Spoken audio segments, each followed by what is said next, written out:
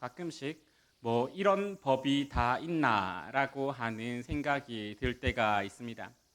우리에게 세워진 법들이나 주어진 법들이 나의 상황과 맞지 않거나, 그리고 그 법이 내 상황과 조금 불합리하다라고 여겨질 때, 그리고 그로 인해서 나의 어떤 행동이 제약을 받거나 나의 어떤 권리가 제약을 받을 때에 그런 생각이 들곤 합니다.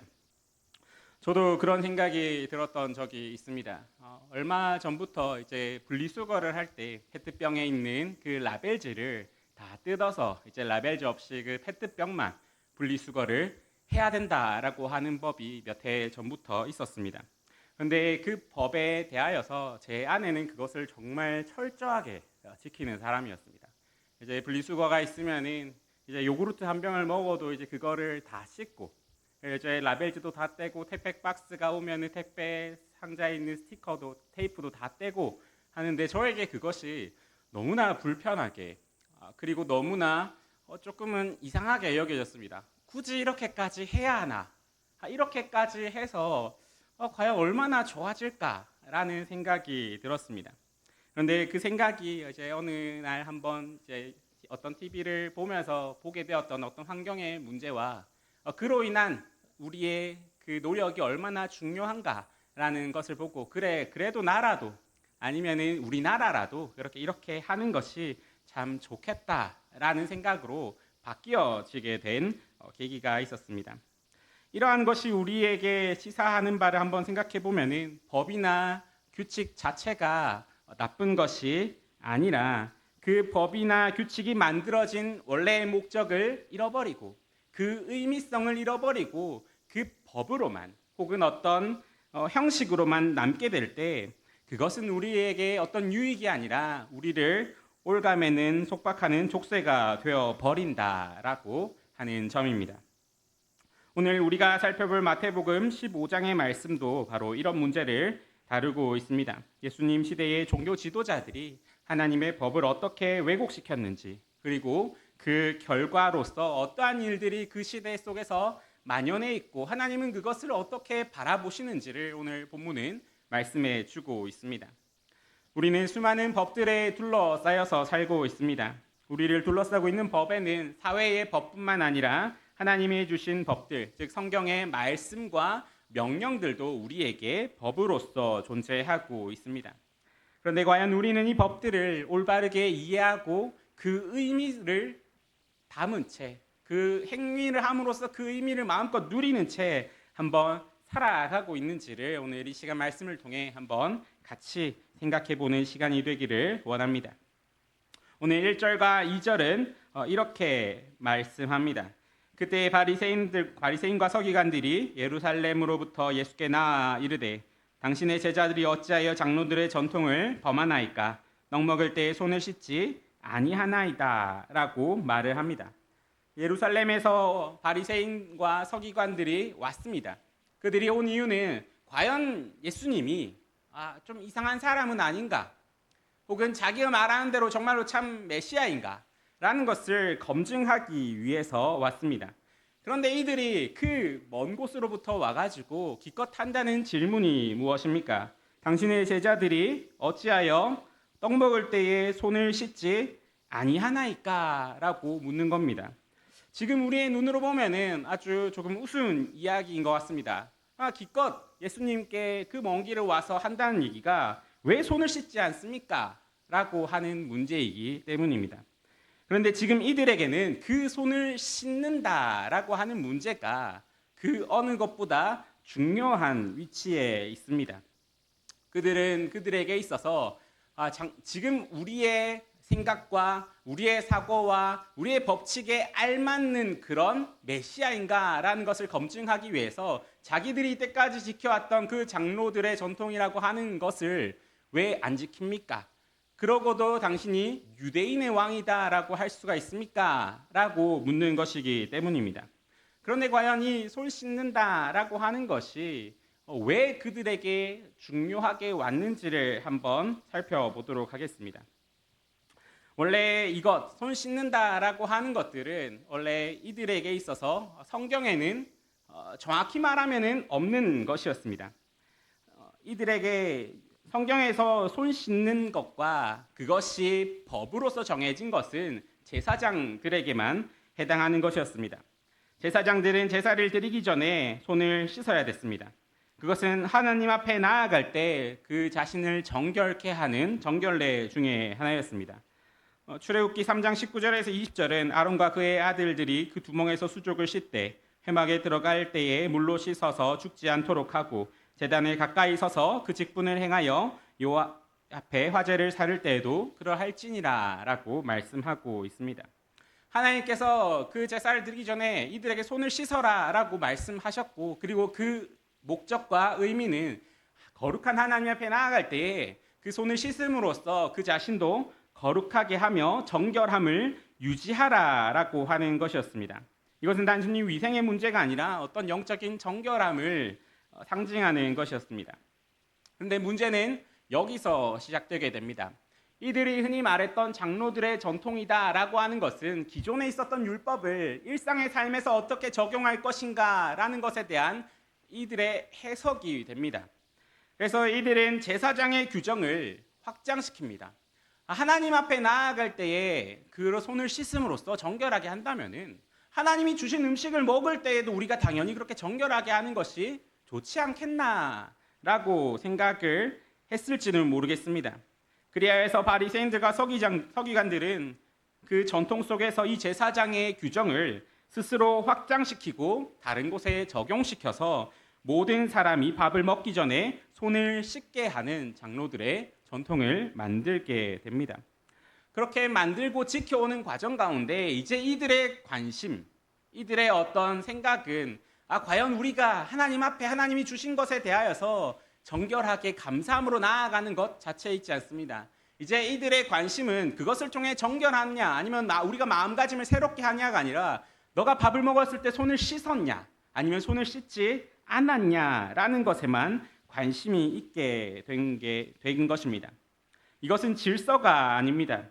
하나님이 원하시는 참된 질서가 아니라 인간이 만들어낸 형식주의에 불과합니다. 이러한 것을 예수님은 잘 아시고 예수님은 너희가 어찌하여 너희의 전통으로 하나님의 계명을 범하느냐라고 말하면서 그들이 스스로 만들어낸 그리고 의미 없이 행위만 하고 있는 그들의 현 상황을 꼬집어서 말을 합니다. 예수님이 말씀하신 이 말은 그 장로들의 전통 중에 고르반이라고 하는 전통과 관련이 있습니다. 고르반이라고 하는 것은 하나님께 구별된 것이라고 하는 의미를 가집니다. 그래서 유대인들은 이 고르반을 항상 가지고 있었습니다. 그리고 이 고르반에 대한 권리는 누구도 침범할 수 없는 권리가 되었습니다. 누가 어떤 사람이 다른 사람에게 빚을 져서 빚을 갚으려고 하여도 너가 가지고 있는 것 빚을 졌으니까 다 내놔라 해도 이것은 고르반이다. 이것은 하나님께 바쳐진 것이다 라고 하면은 그 사람도 이것에 대한 권리를 주장할 수가 없게 되는 것. 나에게 있는 것들 중에 하나님께 드리기 위해서 구별한 것을 고르반이라고 하는데, 그런데 이 고르반의 목적은 의미는 참 좋지만은 이들이 이 고르반을 조금 다르게 악용하고 있었다라고 하는 것입니다. 이 고르반의 목적은 바로 하나님께 대한 순종과 하나님에 속했다는 고백이 됩니다. 자신의 소유를 하나님께 드린다라고 하는 것으로서 하나님께 모든 것 중에서 하나님께 드릴 것을 최우선적으로 구별한다라고 하는 신앙 고백이 되었는데, 그런데 이 고르반을 어느 것과 부딪히게 하냐면은 그들이 가지고 있었던 부모에 대한 부양의 의무와 부딪히게 했다라고 하는 것입니다. 그래서 어떤 사람이 그 부모를 부양할 의무에 대해서 이렇게 이야기합니다. 아버지, 어머니 죄송합니다. 제가 드려야 할 돈은 하나님께 이미 고르반으로 드리기로 작정했습니다. 그러니 부모님을 도울 수 없습니다. 라고 말을 한 것입니다. 그러면서 이제 그들의 의무, 부모님에 대한 의무와 그리고 그것을 상쇄할 수 있는 어떤 법을 악용하는 것으로서의 고르반이라는 것을 사용하고 있었다라고 하는 것입니다. 그래서 예수님이 말씀하십니다. 너희는 너희들의 전통을 이용하여서 내 부모를 공경하라라고 말한 하나님의 율법을 범하고 있지 않느냐라고 하는 것입니다. 과연 그 전통을 이야기하고 그 전통을 지켜나감에 있어서 과연 그 전통이 향하게 만들고 그 전통이 어떤 의미를 가지게 만들고 그리고 그 전통 속에서 과연 드러나는 것이 하나님을 향한 것이냐 아니면 너희의 욕심을 향한 것이냐라는 것으로서 질문하고 계시는 것입니다. 그런 말을 하신 후에 이런 이스라엘 백성에게 예수님은 이사야 선지자의 말을 빌려 말씀하십니다. 외식하는 자들아 이사야가 너희에 관하여 잘 예언하였도다. 일러스되 이 백성이 입술로는 나를 공경하되 마음은 내게서 멀도다. 사람의 계명으로 교훈을 삼아 가르치니 나를 헛되이 경배하는도다 하였느니라. 즉 이스라엘 백성들의 이 모든 장로들의 전통이나 아니면 이 고르반에 관한 거나 이들이 명분으로는 자신이 그렇게 행한다라고 하는 그 스스로의 합리화로는 하나님을 위하여 한다. 이것은 하나님을 위하여 산다. 이건 우리가 하나님의 백성이기 때문에 이렇게 한다라고 말을 하지만은 실제로 그들이 하고 있는 행동으로 나타나는 행위들과 의미들은 하나님께 반하는 것, 하나님을 거스러 행동하는 것이 되고 있는 것입니다. 하나님의 질서가 아니라 그 질서를 이루기 위해 주어진 율법들을 자기 멋대로 해석하고 그 해석한 전통에만 초점을 맞추고 그 율법을 통하여서 자신의 이익을 취하는 행동을 하고 있는 것입니다. 이것이 바로 헛된 경배가 됩니다. 겉으로는 하나님을 섬기는 것 같지만 그 행동을 통하여서는 그 행동의 거룩함을 나타내고 있는 것 같지만은 실제로는 자신을 섬기고 있는 것입니다. 법의 형식은 지키지만 법의 정신은 완전히 무시하고 있는 것입니다. 그렇다면은 지금 우리는 어떻습니까?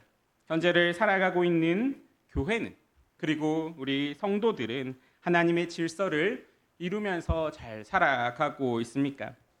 오늘 예수님이 하시는 말씀을 우리는 우리 스스로와 우리의 상황에 대입하여서 한번 진지하게 질문해 보아야 합니다. 과연 우리가 하나님을 위하여서 한다라고 하는 그 많은 행동들이 정말로 그 정신과 그 의미와 그 질서를 이루면서 하고 있는지를 한번 생각해 보아야 합니다. 고린도 교회를 한번 생각해 봅시다. 이 교회는 은사 때문에 교회 내에서 분란이 일어났습니다.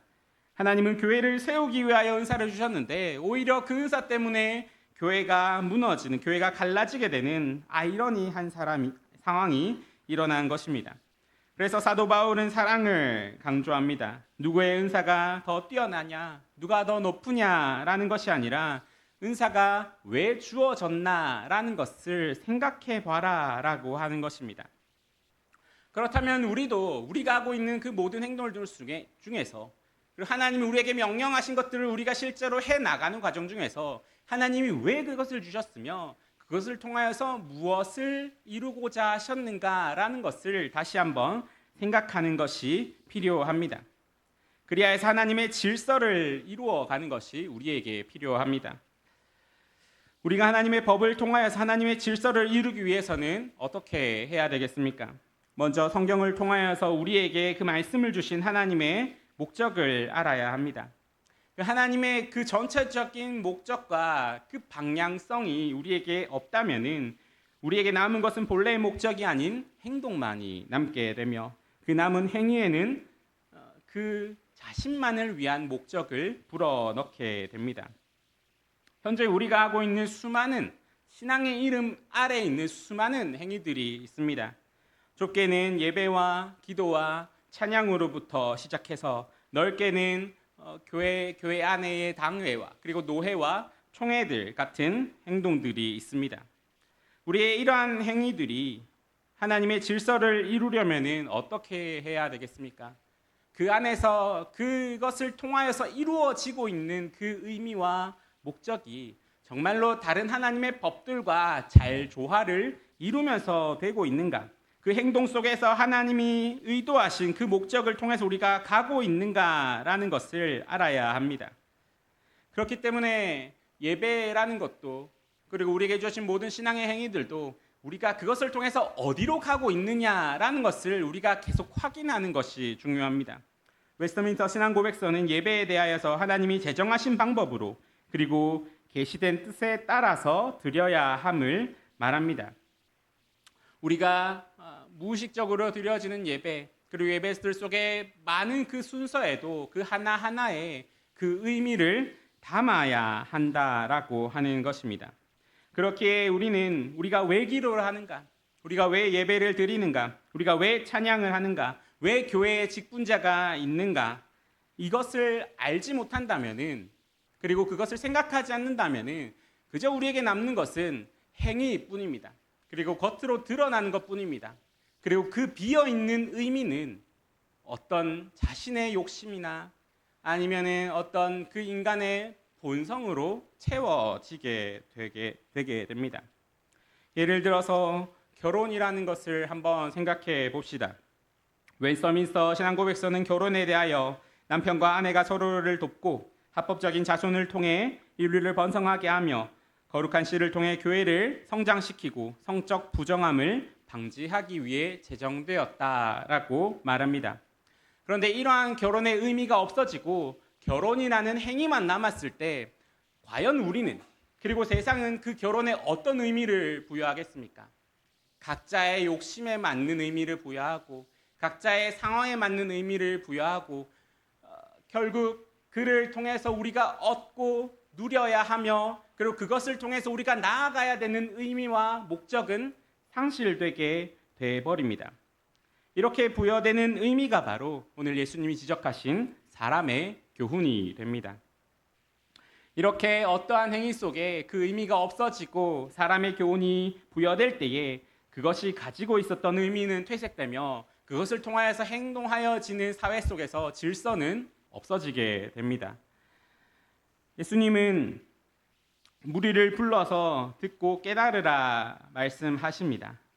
이것을 통하여서 우리들에게 과연 지금 우리의 살아가는 삶 속에 우리가 하나님의 자녀로서 하나님 그리고 한 사람의 그리스도인으로서 행동하는 그 수많은 행위들 속에 과연 그 의미와 목적을 잘 이루어가고 있는가라는 것을 생각해 보라라고 하는 것입니다.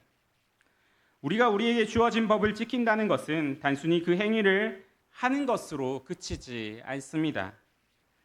그것은 본질을 지키는 것이 되어야 합니다. 그리고 그 본질을 지켜나가며 그 의미를 이루어 나갈 때 그곳에 질서가 생기게 됩니다. 하지만 그 본질이 없어지고 행위만 남아서 우리에게 그 법을 지켜야 하는 이유와 동기만 남게 될 때 그것은 우리를 바른 길로 이끌어주는 것이 되지 못하고 그저 우리를 괴롭게 하고 그저 우리를 힘들게 하는 족쇄로서의 역할밖에 하지 못하게 됩니다. 혹시 우리에게 주어진 신앙의 어떤 행위들, 그리고 성경의 명령들, 그리고 성경의 말씀들이 우리를 괴롭게 합니까? 우리를 힘들게 합니까? 혹은 우리에게 주어진 신앙의 행위들이 우리의 삶 속에 아무 의미 없이 이루어지는 것처럼 보이지는 않습니까? 우리는 그 행위를 보지 말고 그 행위 너머에 있는 그 본질을 바라보아야 합니다. 법이라는 것은 항상 어떤 가치에 상응하여서 제정되게 됩니다. 생명 존중이라는 가치가 살인하지 말라라는 법으로 제정되고 어린이들을 보호하는 가치가 그 어린이와 관련된 수많은 법들로서 제정되게 됩니다. 그리고 이 법들은 그 가치를 이루어 나가면서 그 사회를 형성하게 되고 그 가치를 지킬 때에 우리는 그것을 질서라고 부르게 됩니다. 교회 안에서도 이러한 하나님의 질서가 이루어져야 합니다. 우리가 그 가치를 생각하지 않고 그 외적인 행위만 보게 되면은 그것은 법의 악용으로 무질서함만 그리고 우리에게 괴로움만 남겨두게 됩니다. 하나님께서 우리에게 주신 모든 규례와 법도들은 우리를 속박하기 위한 것이 아니라 우리에게 참된 자유와 평안을 주기 위한 것입니다. 그래서 우리가 그 본질을 깨달을 때 우리는 형식에 매이지 않고 하나님의 마음에 합한 삶을 살아갈 수가 있습니다. 우리가 그 의미를 깨닫고 그 의미와 함께 그 법을 지켜나갈 때에 이제 그 법이 나를 그저 힘들게 하는 것, 나를 그저 조금 귀찮게 하는 것이 아니라 하나님이 말씀하신 그 아름다움과 선함을 향하여서 우리가 함께 달려나가는 삶이 될 수가 있는 것입니다. 그렇게 될 때 우리는 하나님의 질서 안에서 평안을 누리며 하나님께서 우리에게 예비하신 것들을 누리며 살아갈 수가 있게 됩니다. 시편 19편 7절에서 8절 이렇게 말씀합니다. 여호와의 율법은 완전하여 영혼을 소생시키며 여호와의 증거는 확실하여 우둔한 자를 지혜롭게 하며 여호와의 교훈은 정직하여 마음을 기쁘게 하고 여호와의 계명은 순결하여 눈을 밝게 하는도다. 이제 우리 모두 하나님의 참된 질서 안에서 자유함과 평안함을 누리며 살아갑시다. 그래서 우리의 살아가는 그 모든 행위들 속에서 이것이 왜 우리에게 있는가? 왜 이런 법들을 귀찮게 하는가가 아니라 주님이 이것을 통해서 우리가 하나님의 질서를 이루어 갑니다. 주님, 우리가 이것을 통해서 그 아름다운 하나나라를 향해서 한 걸음 나아갑니다라고 고백하는 저와 여러분이 되기를 간절히 소망합니다. 함께 기도하시겠습니다. 사랑하는 하나님 아버지, 오늘 말씀을 통해서 우리에게 죄의 법과 질서를 보게 하시니 감사합니다. 주님, 우리 안에 바리새인들과 서기관들처럼 겉모습과 행위에만 치중하며 정작 하나님의 마음과 뜻을 놓치고 살아온 모습이 있다면 용서하여 주시옵소서. 하나님 아버지, 이제 우리로 하여금 그 모든 신앙의 행동들 속에서 하나님이 원하시는 참된 의미와 본질을 발견할 수 있게 하여 주시고 기도할 때, 예배 드릴 때, 찬양할 때, 말씀을 읽을 때, 섬길 때 그 속에 담긴 하나님의 사랑과 은혜를 깨달아 알 수 있게 주님 인도하여 주시옵소서. 그래서 우리의 마음이 더욱더 주님께 가까이 붙어 있게 하여 주시옵고 우리의 입술로만 주님을 고백하는 것이 아니라 마음으로, 삶으로, 우리의 그 모든 전체적인 방향으로 주님을 사랑하고 섬기는 진실한 믿음의 사람들이 되게 주님 인도하여 주시옵소서. 언제나 우리와 함께하여 주신 예수 그리스도의 이름으로 기도드립니다. 아멘.